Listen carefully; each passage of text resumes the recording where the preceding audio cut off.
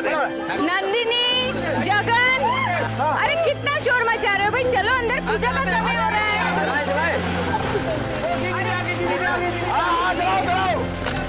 अरे दीदी आप नीरजा सुन ना बेटा। हाँ माँ क्या हुआ? मुझे तुझसे बहुत जरूरी बात करनी है। हाँ बोलो ना क्या हुआ? जरा देखो ना हिना के मन में क्या चल रहा है। जब से आई है बहुत परेशान है। आप टेंशन मत लो, मैं उससे बात करके आती हूँ। हाँ देखो जरा।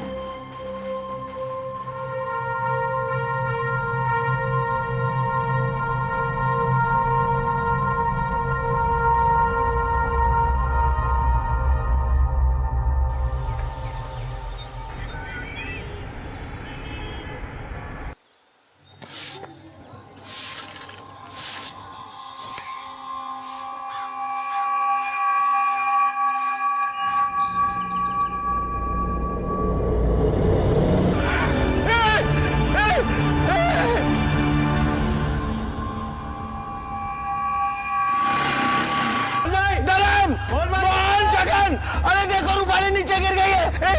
जगन मोहन,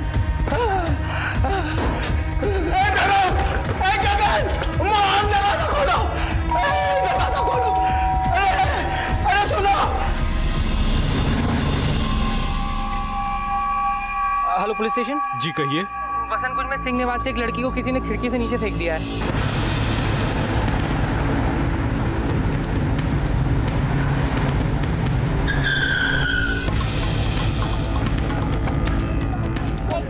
रूपाली बेटी इधर चेक करो, जरा चेक करो।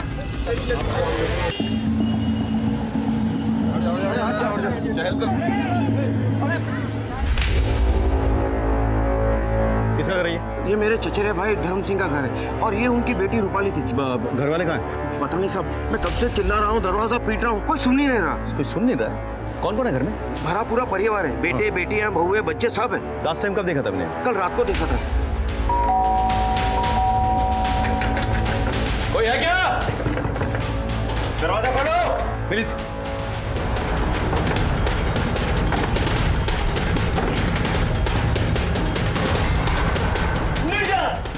मोहन,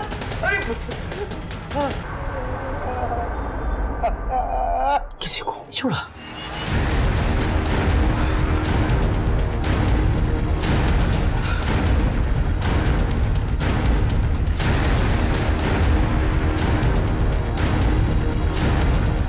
हाँ सर, मैं वसंत कुंज से बोल रहा हूँ सर। चारों तरफ लाशें बिछी हुई हैं, पूरा नरसंहार है सर यहाँ पे। प्लीज आ जाइए। नमस्कार, मैं सीनियर इंस्पेक्टर राकेश शर्मा और स्वागत है आपका क्राइम पेट्रोल दस्तक में। इतना बड़ा नरसंहार की देखकर मेरी भी रूह कांप गई। कुछ देर के लिए समझ में नहीं आया कि मैं क्या करूं। इतनी हैवानियत कोई कैसे कर सकता है? ऐसी भी क्या दुश्मनी कि पूरे परिवार को मार डाला? इतनी नफरत, इतना गुस्सा किस वजह से? और इतने बड़े परिवार में क्या किसी को भी इस आने वाले खतरे की दस्तक सुनाई नहीं दी?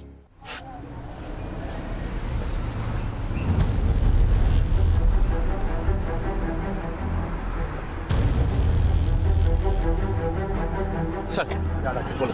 Bad scene sir, very bad scene. संभालो संभालो संभालो संभालो अपने आप को। पानी लाओ कोई। क्या हुआ? क्या है? देखो क्या बताया सर, बहुत सारे क्राइम सीन्स देखे सर, ऐसा नहीं देखा। 10 लोगों की हत्या कर दी सर। 70 साल के बूढ़े से लेकर 7 महीने की बच्ची बेरे में से मार डाला सर। यहाँ से इस खिड़की से एक लड़की को नीचे फेंक दिया सर। चलो देखते हैं। सर ये बड़ी बेटी नीरजा। Real sad.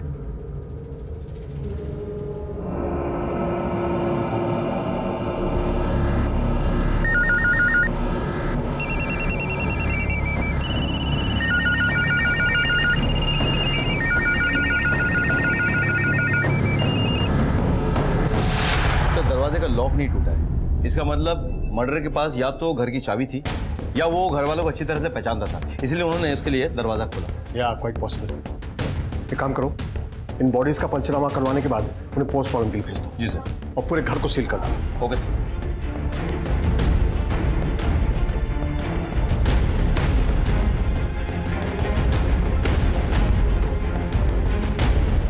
कोई है यहाँ जो इस परिवार वालों को जानता है? जी सर, ये कमल जी इस फैमिली के रिश्तेदार। इससे कोई दुश्मनी थी इनकी? कोई गलत काम तो नहीं कर रहे थे ना ये? कहीं ऐसा तो नहीं कि कोई गैंग वैंग या अंडरवर्ल्ड से कोई पंगा था इनका? नहीं साहब, कोई गलत काम नहीं कर रहे थे और ना ही किसी गैंग के साथ में पंगा था। साधारण लोग थे साहब। सब ये सामने दुकानें दिख रही है ना, ये सब इन्हीं की है। नॉर्मल बिजनेस करते थे साहब। आप कहाँ रहते हैं? यहाँ आगे कॉलोनी में, पास ही में रहता हूँ साहब। अच्छा, कल रात को यहाँ 10 लोगों की मौत हो गई और आपने और किसी और ने कुछ नहीं सुना? नहीं साहब, किसी ने कुछ नहीं सुना। सुबह जब रूपाली नीचे गिरी तभी ही। जब वो लड़की गिरी तब आपने किसी को अंदर से बाहर जाते हुए देखा था? नहीं साहब, किसी को नहीं देखा। और साहब कुछ देखने की हालत में मैं था ही नहीं साहब। सर मुझे लगता है कोई झगड़ा हुआ था सर। जिस किसी ने भी ये कांड किया है वो इस परिवार से काफी नफरत करता है। या क्वाइट पॉसिबल। इसने तो पागलों की तरह नरसंहार किया। जी, लेकिन राकेश, ये भी तो पॉसिबल है कि वो लड़की रूपाली का घर के बाकी मेंबर्स के साथ किसी बात पर झगड़ा हो गया हो और फिर उसने खुद ही ये खून किया हो और फिर खुद इस खिड़की से कूद गई। ऐसा लगता नहीं है सर। रूपाली की जो कद काठी है वो ऐसे 10 लोगों का मर्डर नहीं कर सकती। तो फिर लड़की आखिर ऊपर से कूदी क्यों? सर ऐसा भी तो हो सकता है कि वो लड़की घर पे छिप कर कहीं बैठी थी, शायद किलर ने उसे ढूंढ लिया हो और किलर से बचने के चक्कर में उसने खिड़की से छलांग लगाई हो या फिर एक्सीडेंटली नीचे गिर गई हो। नहीं विनीत, अगर किलर इतनी देर तक ऊपर अंदर बैठा होगा तो किसी ने उसे अंदर जाते हुए देखा होगा। सर कमल सिंह तो कह रहा था कि उसने ध्यान ही नहीं दिया। यहाँ कोई सीसीटीवी है? नहीं सर, हमने आसपास का सारा एरिया चेक कर लिया। यहाँ आसपास कहीं सीसीटीवी नहीं लगे। सर प्लीज, सर मुझे कवर कर दीजिए सर, अंदर सर प्लीज, सर प्लीज, 9 लोगों के मीडिया को अंदर, आप मीडिया को अंदर आने से नहीं रोक सकते सर। सर प्लीज, सर एक बार हमें अपना काम करने दीजिए। अभी नहीं, आप लोग प्लीज कोऑपरेट कीजिए। सर प्लीज, सर हमारे पीछे जो आप घर देख रहे हो इसमें 10 लोगों की लाश मिली है। गला रेत कर निर्मम तरीके से सबका मर्डर कर दिया गया है और एक जवान लड़की को खिड़की से नीचे फेंक दिया गया है। जैसा आप देख सकते हो पूरे इलाके को सील कर दिया गया है। पुलिस अभी तक मीडिया से बात करने को तैयार नहीं है। शायद इस हत्याकांड को वो अपनी नाकामयाबी समझ रही है। हत्या की वजह या हथियार अभी तक पुलिस के सामने नहीं आया है। कमल जी, इन दुकानों में से कौन सी दुकान धर्म जी की दुकान है? वो जनरल स्टोर है, वो धर्म जी का दुकान है। हालांकि चलाता उसका छोटा बेटा मोहन है। उसका बड़ा बेटा जगन प्रॉपर्टी का काम करता है। वो पास वाली दुकान भी उसी की है, मगर वो हमेशा बंद रहती है।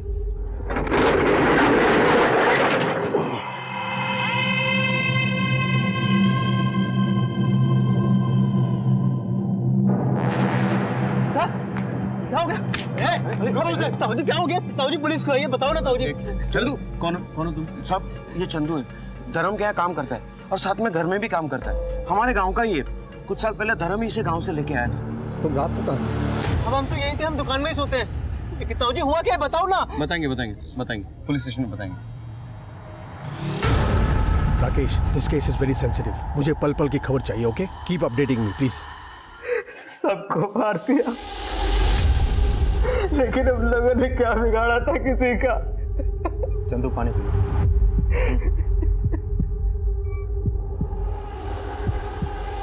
कल रात क्या हुआ था चंदू? हमको नहीं मालूम साहब, ये सब कैसे हो गया। हम तो जब वहां से निकले थे सब ठीक था।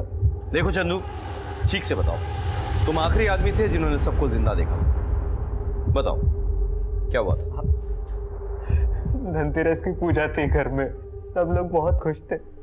हम भी जल्दी दुकान बंद करके घर चले गए थे साहब। आगे चंदू, महिपाल ने सही रेट लगाया ना पटाखों का? हाँ भैया। मम्मी ये पूजा का सारा सामान। नीरजा, जरा देखो बेटा, चंदू सारा सामान सही लाया है कि नहीं? क्या माँ, सब काम अपनी बेटी से ही करवाओगी? अपनी बहू से भी कुछ करवा लिया करो। अच्छा मम्मी जी, हम तो रोज ही काम करते हैं। दीदी तो कभी कभी आती है। आज जरा इनसे भी काम करवा लीजिए। अच्छा और नंदिनी के लिए खूब सारे पटाखे। रूपाली दीदी, आपकी गुंजिया के लिए बचा हुआ सामान। Thank you Chandu. अरे वाह, बहुत अच्छी खुशबू आ रही है। खा लेना फटाफट आके। हाँ मम्मी जी, और कुछ सामान? अरे चंदू सुन, ये ले। ये क्या है? तेरे लिए नए कपड़े। मेरे लिए? और नहीं तो, तू भी तो हमारा बेटा है ना। खुश रह। चल जल्दी जा और जल्दी वापस आ, पूजा शुरू करनी है। मैं बस यूं गया और यूं आया। भाग के जा। तुमने वहाँ कुछ भी अजीब देखा, कुछ अलग? ऐसा पूजा थी घर पे, हंसी खुशी का माहौल था। फिर क्या हुआ?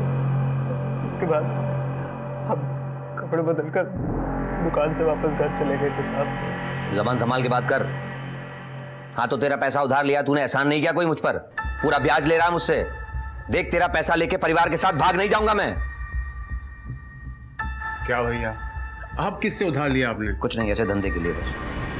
क्या आप अपना धंधा बढ़ाने के चक्कर में हम सबको मुसीबत में डाल देते हैं? नेता बेटा है तू, टीचर है जो हर वक्त ज्ञान देता रहता है मुझे। अगर किसी से पैसा उधार लेता हूं ना तो ब्याज सहित लौटाता हूं उसे, तेरे आगे हाथ नहीं फैलाता मैं। हाँ, लेकिन किसी और के आगे भी हाथ फैलाने की क्या जरूरत है भैया? बस बहुत हो गया, छोटा है छोटे की तरह रह।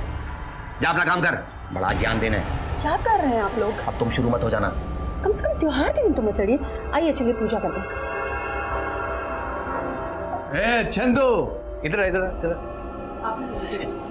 वाह, बड़ा सुंदर लग रहा है तू। क्या भैया, आप भी ना।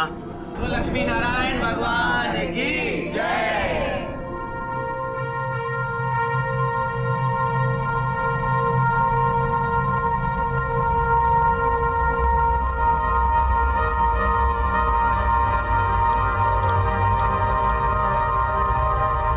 चलो चंदू, अब सबको बहुत भूख लगी होगी, है ना? मैं जल्दी से कपड़े बदल कर आता हूँ। जा जल्दी से जाके फिर भाभी की मदद कर। जब कपड़े बदल के तुम घर पहुंचे तो क्या देखा वहां पे तुमने? साहब हम वापस गए नहीं थे, कपड़े बदलने के लिए हम दुकान गए थे।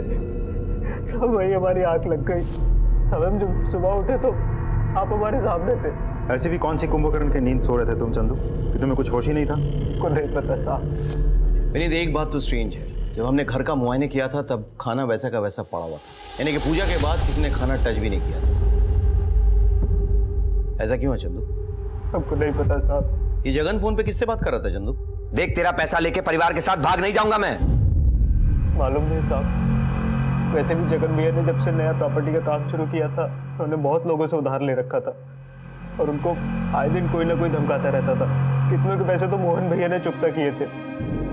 कर्जा देने वालों में से किसी ने कांड किया होगा, और कोई है जो खून कर सकता है? हमको पक्का तो नहीं पता साहब, लेकिन साहब कुछ दिन पहले की बात है।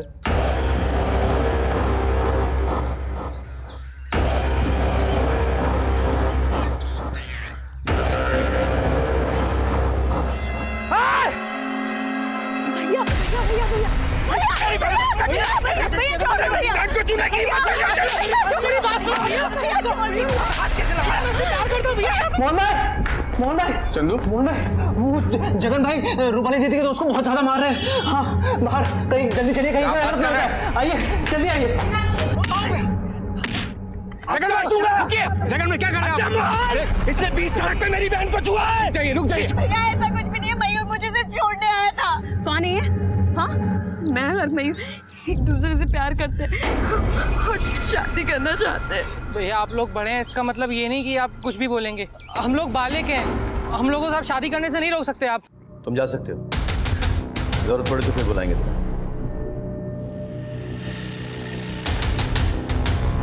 मैं कम इन सर? कम इन। सर ये स्वराज एक्सप्रेस के ट्रेन की टिकट है जो हमें रूपाली के हैंडबैग से मिला था। इसको देखने से तो ऐसा लग रहा है कि रूपाली और मयूर दोनों इसी ट्रेन से सुबह 4:30 बजे जम्मू जाने वाले थे। सर हमें घर में एक लगेज बैग भी तो मिला था जिसमें लड़की के कपड़े, ज्वेलरी और कैश थे। यानी कि रूपाली और मयूर भागने की ताक में थे।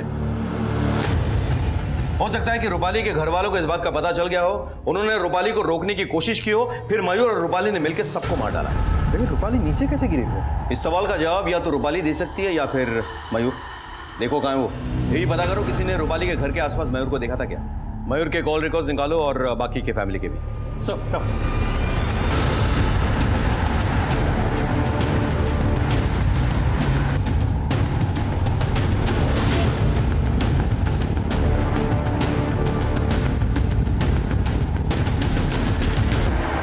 अरे भाई साहब सुनिए सर, मयूर यहीं रहता है? जी हाँ, मयूर यहाँ मेरा किराएदार है और मैं इस घर का ओनर। यहाँ तो ताला लगा हुआ है, मयूर है कहाँ? कल रात से अपने दोस्तों के साथ शिमला गया हुआ है और कहा कुछ 2-4 दिन बाद ही लौटेगा। मयूर के दोस्तों के फोन नंबर्स होंगे आपके पास? एक शायद देखता हूँ मैं। देखिए जरा। हेलो डॉक्टर, अच्छा, रूपाली को कब तक होश आएगा? कुछ कह नहीं सकते इंस्पेक्टर। ऊपर से गिरने की वजह से मल्टीपल फ्रैक्चर्स हुए हैं और सर पर भी बहुत गहरी चोट आई है और हम किसी तरह ब्लीडिंग कंट्रोल करने की कोशिश कर रहे हैं। अच्छा, अगर उसे होश आए तो प्लीज मुझे इन्फॉर्म कर दीजिएगा। Okay inspector, sure. Thank you. Sir उस रात कोई भी ऐसा इंसान नहीं मिला जिसने उस एरिया में किसी संदिग्ध इंसान को देखा हो। अच्छा। दिवाली का टाइम होने की वजह से बच्चे पटाखे फोड़ रहे थे और लोग अपने अपने घरों में धनतेरस की पूजा में बिजी थे। सर मयूर के लैंडलॉर्ड से बात हुई, उन्होंने बताया कि मयूर शिमला गया था अपने दोस्तों के साथ, लेकिन जब हमने मयूर के दोस्तों से पूछताछ की तो उन्होंने कहा कि मयूर कहाँ जाता है उनको कोई आइडिया नहीं। इसका मतलब मयूर झूठ बोल के गया। फिलहाल मयूर का फ़ोन स्विच ऑफ आ रहा है, हमने ट्रैकिंग पे डाल दिया सर। ये चंदू भी तो ये कांड कर सकता है। हाँ, हमारे शक के घेरे में वो भी है, लेकिन सर्कमस्टेंशियल एविडेंस की कोई भी लीड चंदू की तरफ इशारा नहीं कर रही। मीडिया में बहुत गहमा गहमी है, ऊपर से भी बहुत प्रेशर है। आफ्टर ऑल दिल्ली देश की राजधानी है, मयूर को तो किसी भी हालत में पकड़ना होगा। एक काम करो, उसके फोटोग्राफ्स बाकी के पुलिस स्टेशन और अखबार में सर्कुलेट कर दो। देखो किस बिल में छुप के बैठा है चूहा, वो निकालो सर। मैसेज आया, प्राइमरी पोस्टमार्टम रिपोर्ट और फॉरेंसिक रिपोर्ट आ गई। अपने को कवर करना। Vivek, be alert, be ready. Sir sir sir sir sir Raju ji, sir 11 लोगों की इस हत्याकांड के बाद दिल्ली पुलिस की तरफ से कोई अपडेट नहीं मिला है। क्या कर रही है पुलिस? देखिए, हमारे सीनियर इंस्पेक्टर राकेश शर्मा खुद इस केस पर काम कर रहे हैं और बहुत जल्द हमारे हाथ में सबूत लग जाएगा। फिर मैं खुद मीडिया को बुला के सब कुछ अपडेट करूंगा। Till then excuse me please. लेकिन अब तक क्या हो रहा है सर? कोई तो आपको सबूत हाथ लगा होगा। सर कोई तो राजीव जी के मुताबिक घर वालों की हत्या चाकू से पतली किसी तेज धार वाले हथियार से हुई है।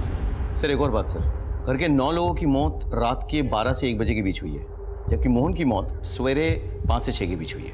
इसका मतलब है कातिल ने पहले घर के 9 लोगों को मारा, फिर कुछ घंटे इंतजार के बाद उसने मोहन को मारा। सर एक और बात, घर के लोगों के पेट में नींद की दवा की ट्रेसेस मिली है, सिवाय रूपाली और मोहन के। सर वहां खाना किसी ने भी नहीं खाया, इसीलिए हमने मिठाई के बचे हुए टुकड़ों की जांच की। सर नींद की दवाई उसी में मिलाई गई। मोहन के पोस्टमार्टम रिपोर्ट के मुताबिक वो डायबिटिक था, तो समझ में आता है कि उसने मिठाई क्यों नहीं खाई। उसके पेट में नींद की दवाई तो नहीं मिली, लेकिन वो नशे में था सर। हम ये पता करने की कोशिश कर रहे हैं कि उसने एग्जैक्टली क्या नशा किया था। चंदू के मुताबिक उस दिन मिठाई रूपाली ने बनाई थी, तो ये तो साफ जाहिर है कि रूपाली ने नींद की दवाई डाली मिठाई में और खुद नहीं खाई। वो भागने के ताक में थी, इसीलिए शायद उसने घर वालों को बेहोश किया। घर में किसी बाहरी आदमी के फिंगरप्रिंट्स मिले हैं? नहीं सर, फॉरेंसिक के मुताबिक सिर्फ घर वाले और नौकर के फिंगरप्रिंट्स थे। दरवाजा अंदर से बंद था और मर्डर वेपन अभी तक नहीं मिला सर। व्हाट स्ट्रेंज कि मोहन को आखिरकार इतने देर बाद क्यों मारा गया? पता नहीं सर, लेकिन ऐसा लग रहा था कि कातिल किसी बात के लिए मोहन को पनिश कर, मतलब उसे सजा दे, इसीलिए उसकी आंखों के सामने घर वालों को मार दिया गया और उसके बाद रूपाली को खिड़की से फेंक दिया गया और फिर मोहन को मारा। हो ना हो सर, ये काम किसी पहचान वाले का है जिसके लिए दरवाजा खोला गया। हाँ हाँ, लेकिन कौन? सर हमारा पूरा शक रूपाली के बॉयफ्रेंड मयूर पे है, हम उसे ढूंढने की पूरी कोशिश कर रहे हैं। राकेश, तुम्हें पता है ना इस केस के लिए हमारे ऊपर कितना प्रेशर है? जी sir. I want results as early as possible, right? Absolutely sir. Rupali को मिठाई बनाने का सामान तुमने ला के दिया था ना, और साथ में नींद की दवा भी। मतलब साहब? मतलब मिठाई में नींद की दवा मिली हुई थी। वो मिठाई तो हमने भी खाई थी और हमने एक की बजाय 2 खाई थी। तभी जब हम दुकान में कपड़ा बदलने के लिए गए थे तो हम वहीं लुढ़क गए साहब। अभी हम सोचे कि हमें कोई सुध का ही नहीं रही। मैं कमी सर? कम इन। सर उस रात जगन को जो आदमी फोन करके धमका रहा था उसका पता चल गया। कौन है वो? बंटी श्रीवास्तव। वो बंटी श्रीवास्तव जो बहुत क्रिमिनल है, उसका जगन के साथ क्या वास्ता? बंटी श्रीवास्तव से तो जगन भैया ने खूब सारे पैसे उधार ले रखे थे, करीब 60-65 लाख, और इतना बड़ा कर्जा मोहन भैया भी नहीं चुका सकते थे और इसलिए मोहन भैया और जगन भैया में आपस में झगड़ा रहता था। और साहब एक बार तो बंटी श्रीवास्तव का गुंडा लोग घर पे भी आया था। ये मैं जीत गए, पापा हार गए। अरे वाह जगन भैया, आप तो बच्ची से हार गए। अरे बच्ची से क्या हार गए, मेरी तो प्यारी बच्ची है, इसी से तो हारा हूँ। चल एक गेम और हो जाए। ओ बाबा, क्या हार जीत चल रही है? कहीं ऐसा ना हो तेरी बेटी अपनी जिंदगी से हार जाए। और तुम लोग मेरे घर में आने की हिम्मत कैसे हुई? अबे साले, बंटी भैया के पैसे खा के हमें हाथ निकाला। अगर तूने बंटी में 1 पैसे 7 दिन में वापस नहीं किया ना तो पूरे परिवार के टुकड़े टुकड़े कर दूंगा। चल चल उस कत्ल वाली रात भी जगन के पास बंटी का फोन आया था। देख, तेरा पैसा लेके परिवार के साथ भाग नहीं जाऊंगा मैं। बंटी से माफी या मोहलत मांगने के बजाय जगन ने फोन पे उससे बदतमीजी की। हो सकता है कि बंटी को गुस्सा आ गया हो और उसने अपने आदमियों को भेजा हो उनको मारने के लिए। कहाँ है आजकल बंटी? सेंट्रल जेल में सर। जिस हथियार से उन सब के गले रेते गए हैं, सुना है वो चाकू से भी पतले थे और इस तरीके के हथियार पॉकेटमार यूज करते हैं। शिंदी पॉकेटमार और बंटी श्रीवास्तव में आपको फर्क नजर नहीं आता है? आप लोगों से पूछिए कि बंटी श्रीवास्तव अगर किसी का खून भी करता है तो किस तरीके से करता है। और पूरी दुनिया जानती है कि बंटी श्रीवास्तव की दुश्मनी किसी से भी हो मगर वो औरतों और बच्चों को कभी नहीं मारता है। तो बातें तो बहुत अच्छी करता है, लेकिन अगर ये तेरा काम हुआ तो तू बहुत पछताएगा। साहब, मैं तो पहले से उम्र कैद की सजा काट रहा हूँ, अब इससे ज्यादा और क्या होगा। तेरी उम्र कैद की सजा मैं इतनी मुश्किल कर दूंगा कि तू दरख्वास्त करेगा अदालत में कि तुझे फांसी की सजा हो जाए।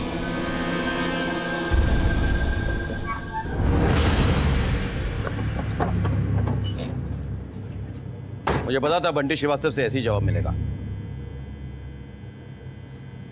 सर, बोलिए। मेरा नाम प्रेम है, मैं निर्जा का पति हूँ। मेरे कपड़े का बिजनेस है, उसी सिलसिले में मैं नेपाल गया था। सर अभी अभी लौटा तो मुझे ये पता चला। जिसने भी ये किया वो हमारे हाथों बच नहीं पाएगा। तो मैं आपसे कुछ सवाल कर सकता हूँ? जी सर।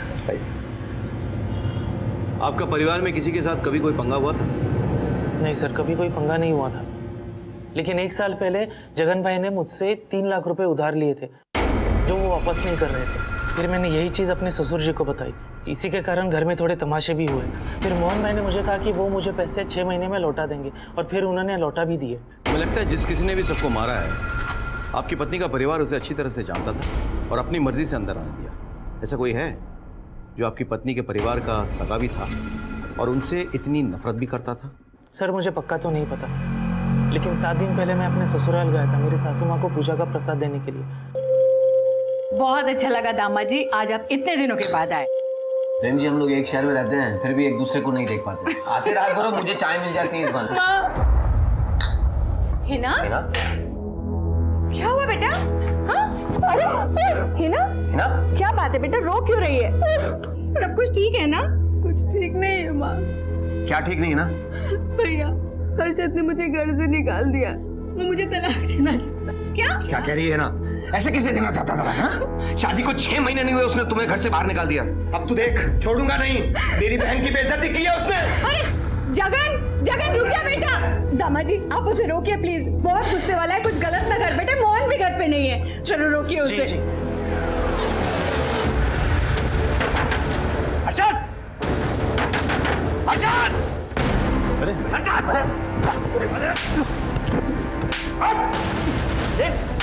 मेरी बहन को घर से बाहर निकालने की तेरी हिम्मत कैसे हो गई? मेरी बात सुनिए, इसमें मेरी कोई गलती नहीं है, इसमें सब हिना की गलती है। एक तो मेरी बहन को तुमने घर से बाहर निकाल दिया, उसके बाद तू गलती उसी की बता रहा है। क्या करता मैं? आपकी बहन को पति पत्नी का रिश्ता निभाना ही नहीं आता है। सुन, संबंध प्यार इज्जत और मोहब्बत से बनाए जाते हैं। अगर तूने सम्मान के साथ मेरी बहन को घर में वापस नहीं दिया ना, तो मैं मंदिर के घंटे की तरह इतना बजाऊंगा कि साले ना तू रात में सो पाएगा ना दिन में। समझा? ये बजा के अपनी बहन को सिखाइए पहले। तुझे सिखाता हूँ हरामखोर। तो आपको लगता है हर्षद ने सबको मारा? सर ये तो मैं कह नहीं सकता, लेकिन जिस तरह का बर्ताव जगन भाई ने हर्षद और उनके पिताजी के साथ किया, अगर ऐसा कोई मेरे परिवार के साथ करता तो मैं तो उसे जिंदा नहीं छोड़ता। आपने मेरे सवाल का जवाब खुद ही दे दिया।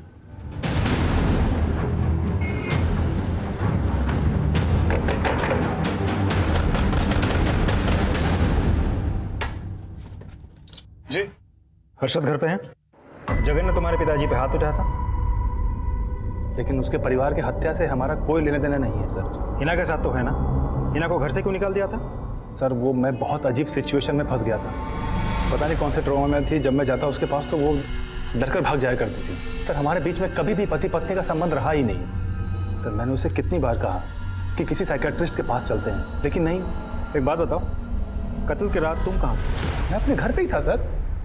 ठीक है, फिलहाल के लिए तो हम जा रहे हैं, लेकिन शहर छोड़ के नहीं जा सकते तुम। कभी भी हमें याद करें तो चुपचाप अटेंडेंस लगाने पुलिस स्टेशन आ जाना। ठीक है सर, सभी विक्टिम्स के फोन कॉल रिकॉर्ड्स आ गए हैं, मयूर के भी। एक इंटरेस्टिंग बात है सर, मयूर रात को करीब 12:30 बजे और फिर सुबह करीब 6 बजे रूपाली के घर के आसपास ही था। एक और बात सर, उस रात 1 बजे से लेकर 5:30 बजे तक ये रूपाली और मयूर दोनों के मोबाइल की लोकेशन एक ही थी, मयूर के घर वाले एरिया में। Thank you. मतलब रूपाली ने मिठाई में नींद की गोली मिलाकर सबको बेहोश कर दिया होगा, लेकिन मोहन ने वो मिठाई नहीं खाई होगी। फिर रूपाली ने मयूर को बुलाकर सबकी हत्या कर दी। उसके बाद दोनों बाहर चले गए और फिर वापस आए मोहन को मारने। तब तो सवाल ये उठता है कि उसी वक्त मोहन को क्यों नहीं मार दिया? और सर फिर रूपाली खिड़की से कैसे गिरी? हो सकता है कि मोहन के साथ उसकी हाथापाई हुई हो और बैलेंस बिगड़ने से रूपाली खिड़की के बाहर गिर गई। या फिर ऐसा हो सकता है कि मयूर को ऐसा लगा कि आगे चलकर अगर रूपाली के दिल में कहीं गिल्ट आ जाए और वो पुलिस को कुछ बता दे तो मयूर फंस जाएगा, इसलिए उसने रूपाली को खिड़की से फेंक दिया। लेकिन सर फिर भी सवाल तो ज्यों का त्यों है, मोहन वो कैसे बच गया? विनीत, इस केस में इतनी धुंध छा गई है कि वो धुंध छटेगी तभी पता चलेगा। वैसे मुझे लगता है कि इन सवालों के जवाब मयूर ही दे सकता है। Yes sir. Hello Rakesh, I have a lead and I am sure it's going to help in your case. मेरे सोर्सेस ने इंफॉर्मेशन भेजी है कि कुछ महीने पहले कमल और जगन के बीच में मारपीट हुई थी। हम पता करते सर।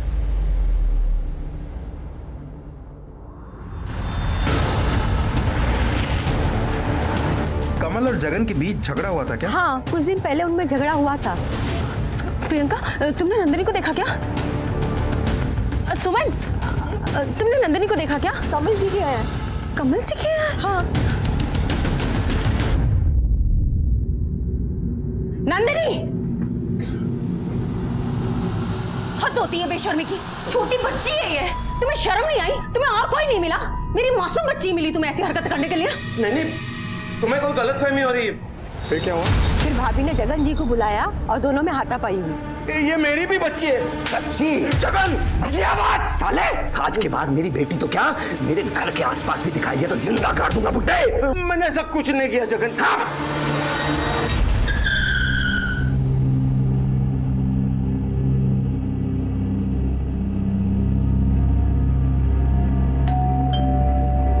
आजकल समय ही कुछ ऐसा हो गया कि लोगों को सच्चे रिश्ते पर भी भरोसा नहीं रहा। उस दिन नेहा ने मुझे नंदिनी को अपने गोद में बिठाकर प्यार करते देख लिया तो उसने गलत समझ लिया साहब। धनतेरस के दिन मेरे घर के अलावा सारे घर में रौनक। वो छोटी बच्ची नंदिनी ने मुझे देखा और दिवाली की शुभकामनाएं दी। हैप्पी दिवाली दादू। मुझे अच्छा लगा साहब, ऐसा लगा कि चलो कोई अपना तो है। नहीं सुधरोगे ना तुम?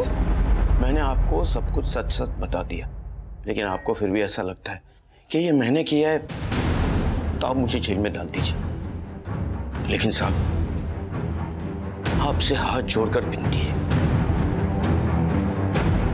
उनके कातिल को ढूंढकर सजा जरूर दीजिएगा। कभी कभी मैं सोचता हूं कि हम किस दुनिया में जी रहे हैं जहां हम अपनों पर यकीन नहीं कर सकते। अब कमल ने नंदिनी के साथ कुछ किया था या नहीं ये अलग बात, लेकिन सच्चाई तो यह है कि आजकल बच्चे अपने घरों में अपने परिवारों के साथ अपने अपनों के साथ सुरक्षित नहीं है। कमल लाख सफाई दे दे, रिश्तेदार होने का रोना रो ले, लेकिन हमें उस पर पूरा शक था। तभी कुछ ऐसा घटा जिसने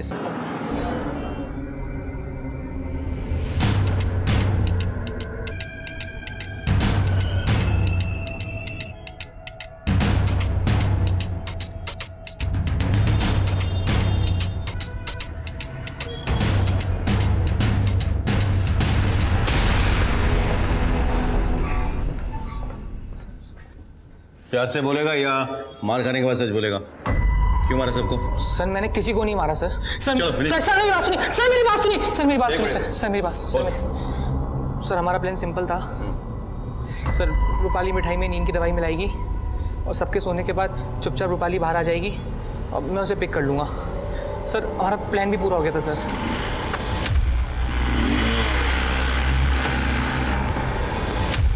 रूपाली आई एम सॉरी, हम आज नहीं भाग सकते। लेकिन क्यों? मेरे दोस्त ने आज वादा किया था कि वो हमें पैसे देगा, लेकिन अब एंड मोमेंट पे उसने मना कर दिया है। मयूर तुम समझ क्यों नहीं रहे हो? मैं कितनी मुश्किल से आई हूँ। मैं जानता हूँ, लेकिन बिना पैसे भागने का कोई फायदा नहीं है। ठीक है, तो ऐसे हालात में जाती हूँ वापस घर। जा रही हूँ। सुनो मेरी बात सुनो, मेरी बात सुनो, मेरी बात सुनो। इस वक्त घर पे जाने से क्या होगा? घर वाले तो नींद की दवा खा के सब सो रहे हैं ना। सो हम यहाँ है ना, बैठे हैं ना, सब ठीक हो जाएगा। 2 मिनट। उसके बाद सर 4-5 घंटे हम साथ में ही थे, फिर मैंने उसको उसके घर के पास छोड़ दिया था सर। बहुत लेट हो गया है, घर में से अगर कोई उठ गया होगा तो? कुछ भी नहीं होगा, तुम घबराओ मत, मैं यही हूँ। तुम अंदर जाके मुझे फ़ोन कर देना जैसा भी, ठीक है? मत कर।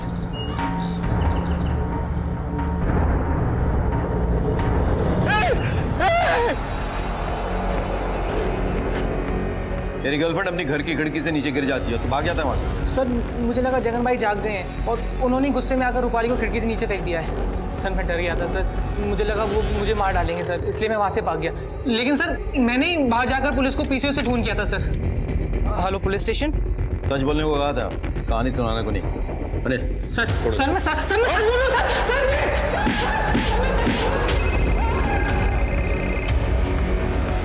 हेलो सर, अभी अभी हॉस्पिटल से कॉल आया था, रूपाली की डेथ हो गई। सर हमारे पास एक ही रास्ता बचा था, अब रूपाली के डेथ के साथ साथ तो वो रास्ता भी बंद हो गया। विनीत, पुलिस वालों के लिए रास्ते कभी बंद नहीं होते।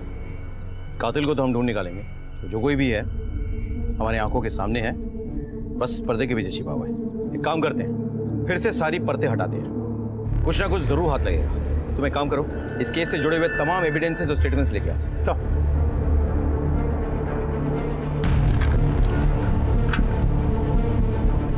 कपड़े बदलने के लिए हम दुकान गए थे, सब वही हमारी आंख लग गई। पूरी दुनिया जानती है कि बंटी श्रीवास्तव की दुश्मनी किसी से भी हो, लेकिन वो बच्चे और औरतों को नहीं मारता है। मैं अपने घर पे ही था सर। आपको फिर भी ऐसा लगता है कि ये मैंने किया है, तो आप मुझे जेल में डाल दीजिए। विनीत, इसे लेके आओ। अरे श्योर सर।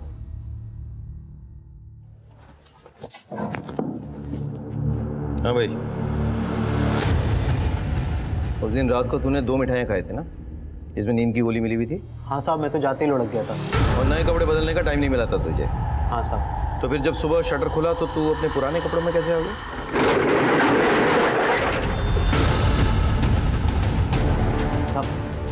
साहब मैं आपको बताना भूल गया, मैंने सोने से पहले कपड़े बदल लिए थे। अच्छा अच्छा अच्छा, तो कहाँ हैं तेरे नए कपड़े? पता नहीं साहब। नहीं पता। अनिल, याद आया कुछ? तेरे नए कपड़े जो तूने दुकान में बोरी के नीचे छिपा रखे थे।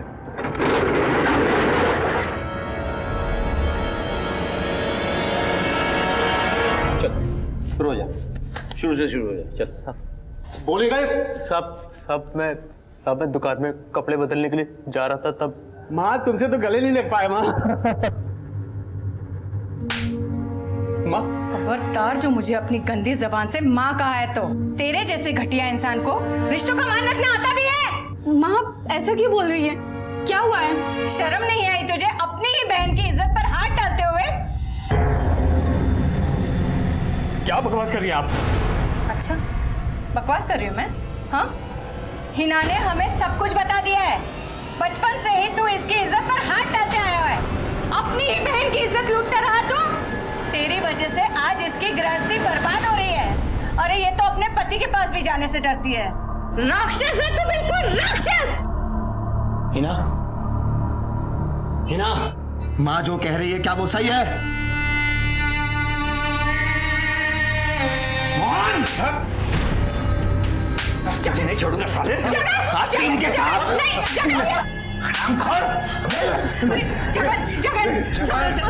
गलती इसकी नहीं, गलती मेरे कोक की है, जो इस जैसे कमीने को मैंने जन्म दिया। ऐसे घटिया इंसान के साथ मैं भी अपनी बेटी के साथ इस घर में नहीं रह सकती। इस घटिया इंसान के साथ तो मैं भी नहीं रहना चाहती। शी, चाचू आप कितने गंदे हो। चल चल निकल जा। सबका फैसला सुन लिया तूने? सुन, अगर तू मेरा भाई नहीं होता ना तो काट के तेरे टुकड़े टुकड़े कर देता। निकल जा यहाँ से, और मनुष्य सूरत कभी घर मत दिखाना। निकल जा।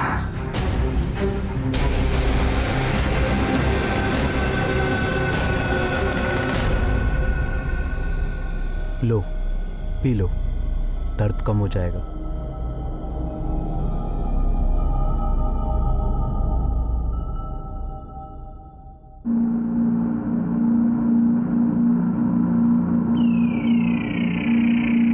तुम जानते हो ना हम तुमसे कितना प्यार करते हैं, तुम्हारे बिना नहीं रह सकते हम।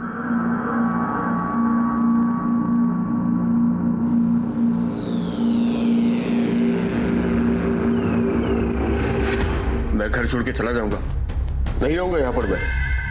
तुम कहीं जाओगे घर छोड़ के? हाँ, ये घर तुम्हारी खून पसीने की कमाई से बना है। क्या किया है जगन ने आज तक इस घर के लिए, सिवाय कर्जा लेने के? और नीरजा चली गई ना अपने ससुराल, इतना सारा दहेज लेकर। और वो हिना, अरे जो औरत अपने पति को नहीं संभाल सकती वो औरत कहलाने के लायक नहीं होती। क्या क्या बोल कह रहा है तू? उन्हें बहाना चाहिए था तुम्हें घर से निकालने का। चलते हैं वो सब लोग तुमसे, और तुम भी मार खाकर बैठ गए। सिर्फ मर्द की तरह प्यार ही कर सकते हो या फिर मर्द की तरह गुस्सा भी आता है? बकवास मत कर तू, बकवास मत कर।